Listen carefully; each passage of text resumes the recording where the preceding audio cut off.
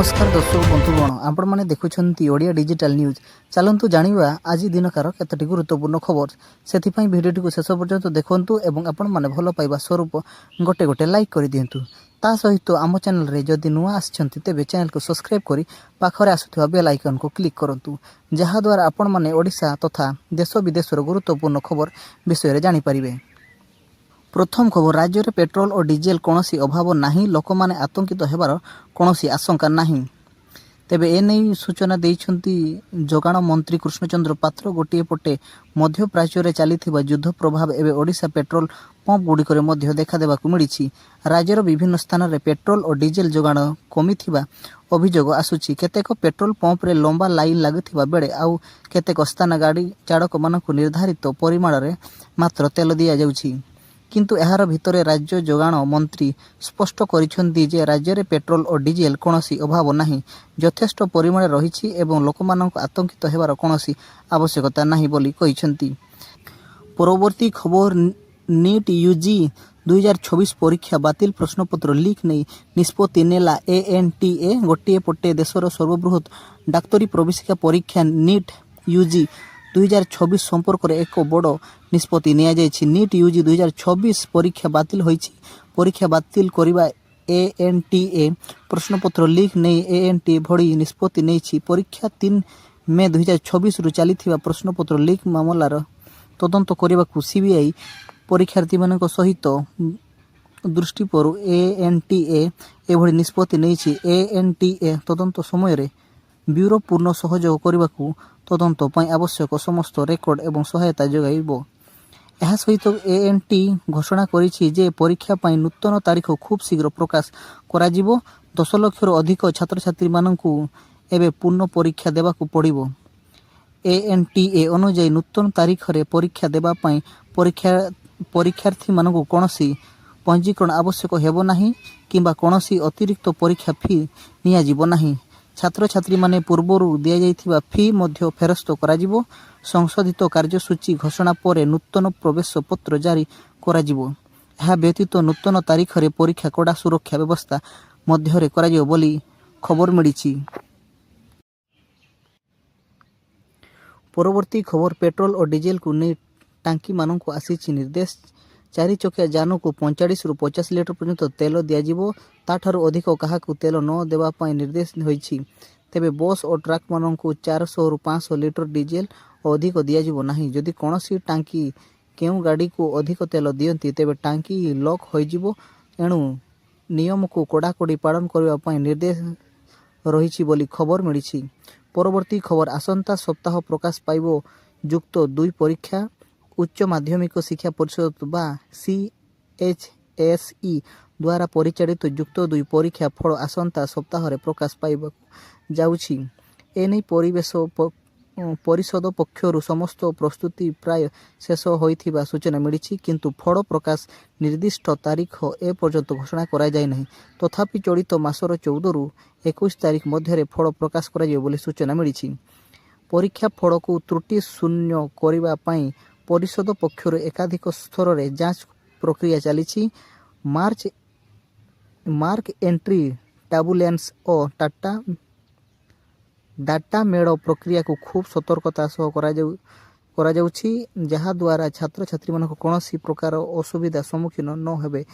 पूर्व वर्ष किछि त्रुटि को दृष्टि रे रखी एथि परिषद अधिक सतर्कता होई जणा पड़िला बोली खबर मिली। परवर्ती खबर, एथर स्वाभाविक समय आसीबो मौसुमी। प्रति वर्ष मे 18-19 मध्य प्रायतः अंडमान छुई थाए। मौसुमी वायु साहाय्य आग को बढ़िबो। केरल निकट जून प्रथम सप्ताह रे पहुंचीबो। केरल छुईबार 10 रु 12 दिन मध्य ओडिशा को अग्रसर होई थाए मौसुमी, किंतु चलित वर्ष यह प्रक्रिया सहल हेबो। एपरि स्वाभाविक ठारू अधिक वर्षा हेबो मध्य पूर्वानुमान करिछि भारतीय पाणीपाग विभाग। परवर्ती खबर, तमिलनाडु रे 170 मद दुकान बंद।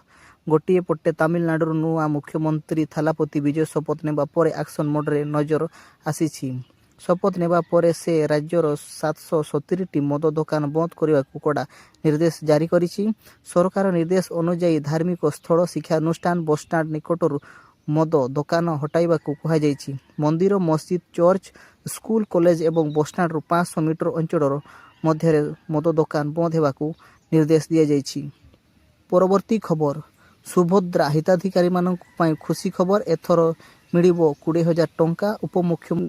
ଉପମୁଖ୍ୟମନ୍ତ୍ରୀ ଦେଲେ ବଡ଼ ସୂଚନା। ଗୋଟିଏ ପଟେ ଗତ କିଛି ଦିନ ତଳେ ସୁଭଦ୍ରା ଯୋଜନାରୁ ବଞ୍ଚିତ ହିତାଧିକାରୀମାନଙ୍କୁ ଟଙ୍କା ପ୍ରଦାନ କରାଯାଇଥିଲା, ଅନ୍ୟପଟେ ଆଉ 1 ଲକ୍ଷ ଯୋଗ୍ୟ ହିତାଧିକାରୀମାନଙ୍କୁ ଟଙ୍କା ପ୍ରଦାନ କରାଯିବ।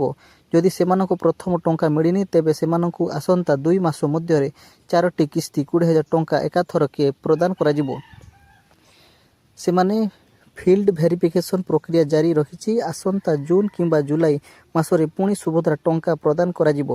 ଅନ୍ୟପଟେ ଯେଉଁମାନେ ନୂଆରେ ଆବେଦନ କରିଥିଲେ, ସେଥିମଧ୍ୟରୁ 21,000 ହିତାଧିକାରୀମାନେ ଯେଉଁମାନଙ୍କର 4 ଚକିଆ ଗାଡ଼ି ଅଛି, ସରକାରୀ ଚାକିରି ଅଛି ଏବଂ 5 ଏକରରୁ ଅଧିକ ଜମି ଅଛି, ସେମାନଙ୍କୁ ସୁଭଦ୍ରା ଯୋଜନାରୁ ବାଦ୍ ପଡ଼ିଛନ୍ତି।